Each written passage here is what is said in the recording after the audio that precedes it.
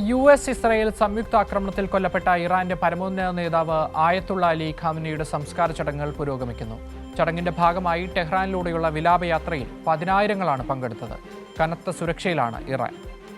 അമേരിക്കയും ഇസ്രയേലും തമ്മിലുള്ള യുദ്ധത്തിന് താൽക്കാലികമായെങ്കിലും അറുതി വന്നതിന് ശേഷമാണ് പരമോന്നത നേതാവ് ആയത്തുള്ള അലി ഖമനേയ്ക്ക് ഇറാൻ വിട നൽകാനൊരുങ്ങുന്നത്.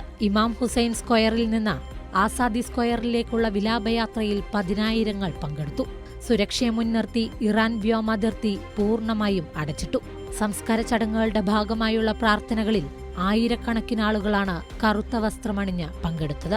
കടുത്ത യുദ്ധ സാഹചര്യങ്ങൾ കാരണം ഖമനേയുടെ ഔദ്യോഗിക സംസ്കാര ചടങ്ങുകൾ 4 മാസത്തിലേറെയാണ് വൈകിയത്.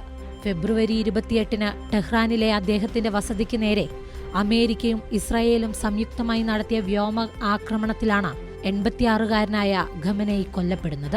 മരണപ്പെട്ട ദിവസം മുതൽ ജൂലൈയിൽ നടക്കുന്ന സംസ്കാര ചടങ്ങുകൾ വരെയുള്ള മാസങ്ങളിൽ നിയമപരവും മതപരവുമായ മാർഗനിർദ്ദേശങ്ങൾ പാലിച്ചുകൊണ്ട് അദ്ദേഹത്തിന്റെ ഭൗതിക ശരീരം ശീതീകരിച്ച ഫോറൻസിക് മോർച്ചറികളിൽ സൂക്ഷിക്കുകയായിരുന്നു.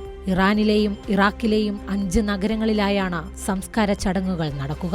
3 ദിവസത്തേക്കാണ് ഖമനേയുടെ മൃതദേഹം ഗ്രാൻഡ് മൊസല്ലയിൽ പൊതുദർശനത്തിന് വെക്കുക.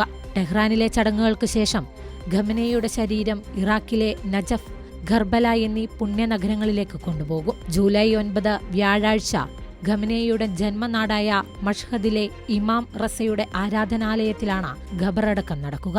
ഖബറടക്കത്തിൽ വിദേശ പ്രതിനിധികളടക്കം ലക്ഷക്കണക്കിന് ആളുകൾ പങ്കെടുക്കുമെന്നാണ് കണക്കുകൂട്ടൽ. രാജ്യത്തെ ഏറ്റവും വലിയ സംസ്കാര ചടങ്ങാക്കുവാനാണ് ഇറാൻ ഭരണകൂടത്തിന്റെ നീക്കം. പതിറ്റാണ്ടുകളായി ഇറാന്റെ ആഭ്യന്തര വിദേശ നയങ്ങൾക്ക് രൂപം നൽകിയ ഖമനേയി രാജ്യത്ത് ഏറ്റവും കൂടുതൽ കാലം സേവനമനുഷ്ഠിച്ച പരമോന്നത നേതാവും അവിടുത്തെ ഏറ്റവും ഉയർന്ന രാഷ്ട്രീയ മത അധികാര കേന്ദ്രവുമായിരുന്നു. News desk, Kairali news.